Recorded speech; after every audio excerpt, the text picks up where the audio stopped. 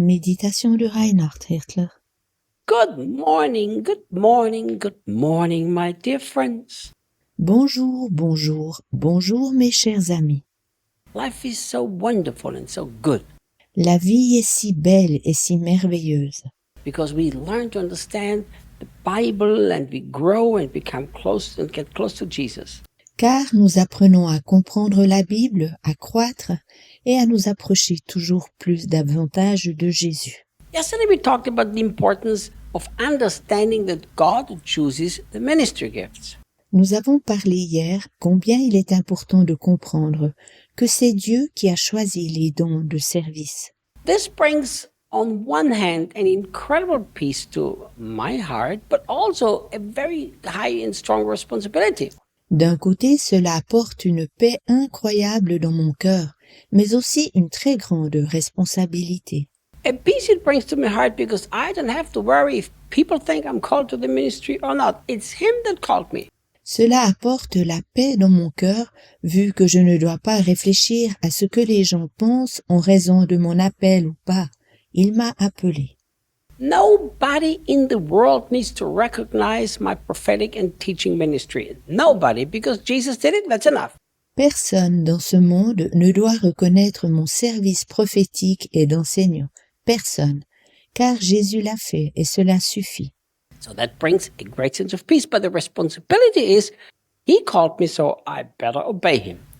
Cela apporte un grand sentiment de paix. Cependant, la responsabilité est de toujours lui obéir, car il m'a appelé. So the way Paul expresses it, it becomes clear to me that he's not thinking of clericalism, a powerful apostle, but simply that's what God called me, it's His perfect plan, and I need to obey Him.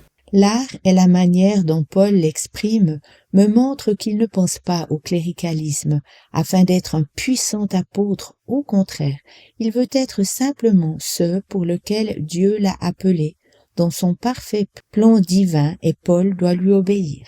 In my opinion, there is not many things that are worse in ministry than insecure ministers. À mon avis, il n'y a rien de pire dans le service chrétien que des personnes incertaines dans un ministère à plein temps.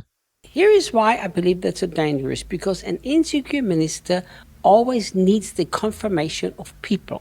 Je crois que c'est dangereux car une personne incertaine dans le service à plein temps doit toujours recevoir la confirmation des autres. He lives with this permanent battle in his heart that I need the confirmation, the applause of the people, so I have to make sure that people like what I do.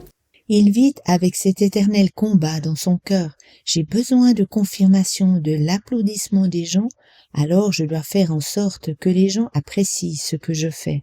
This is so dangerous because sometimes you have to do what the Lord wants you to do and people are not going to like it. C'est si dangereux car parfois on doit accomplir ce que le Seigneur veut de nous et cela ne plaira pas aux gens. So Paul had a very clear understanding. Look, it's Jesus that called me. It's His perfect plan. Whether you like it or not, that's not my issue.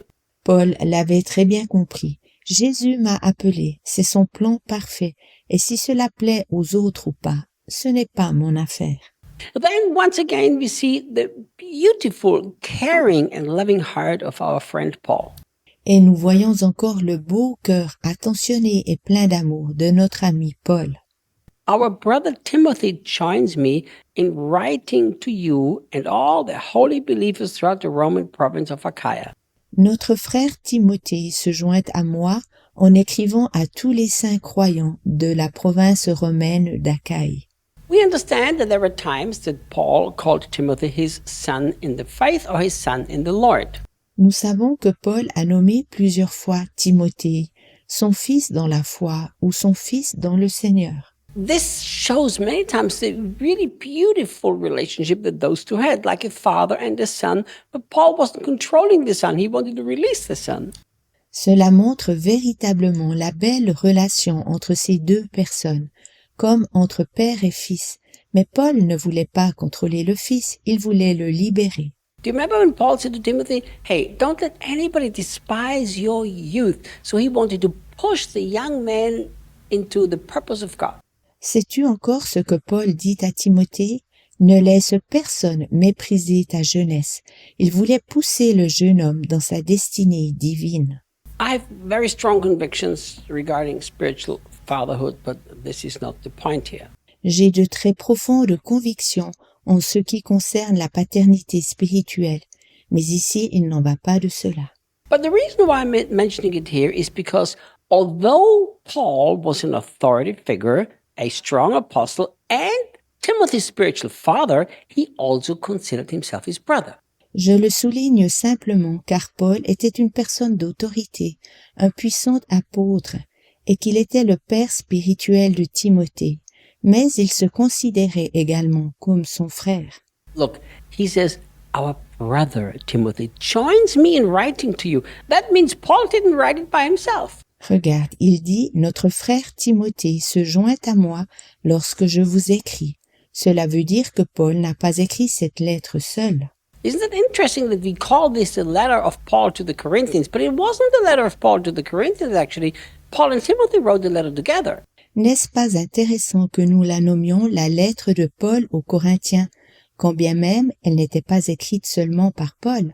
Paul et Timothée l'ont écrite ensemble. This shows incredible humility on the part of Paul, but it also shows he recognized that God in Timothy is also very important and needs to be expressed. Cela démontre la grande humilité de Paul, mais cela démontre également que Paul avait reconnu quelque chose de très important en Timothée, et cela devait être exprimé. I've seen many times in ministry things that disturb me personally a little bit. Dans le service chrétien, j'ai souvent vécu des choses qui m'ont personnellement un peu choqué, préoccupé.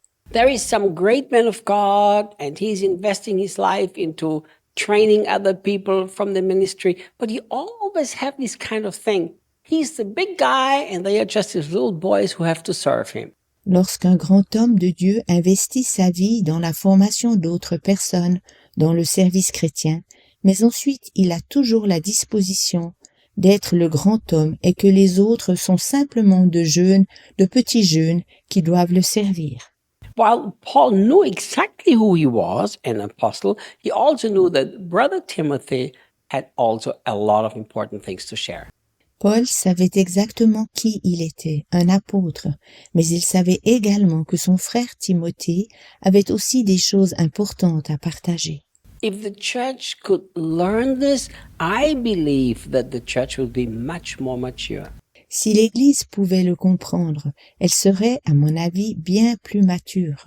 Because people would feel the freedom to express themselves, express the life of God, and let Jesus flow through them. Et les personnes se sentiraient libres de s'exprimer aisément et d'exprimer la vie divine, puis de laisser la vie de Jésus couler au travers d'eux. And now, the last thing that Paul is saying here, that they're writing to the Corinthians, but to all of the other holy believers in that region. That means this letter was supposed to circle around. Paul dit en dernier qu'il n'écrit pas seulement aux Corinthiens, au contraire, à tous les autres saints croyants de cette région. Cela veut dire que cette lettre devait circuler. Again, here we see very clearly that Paul had a kingdom vision and not my little local group vision. Nous voyons aussi ici très distinctement que Paul avait une vision du royaume de Dieu et pas seulement de son petit groupe local. We can learn so much from our wonderful friend Paul. I'm looking forward to spend some time with him in heaven. Nous pouvons tant apprendre de notre ami Paul et je me réjouis déjà de passer du temps avec lui au ciel. I'll see you tomorrow. À demain.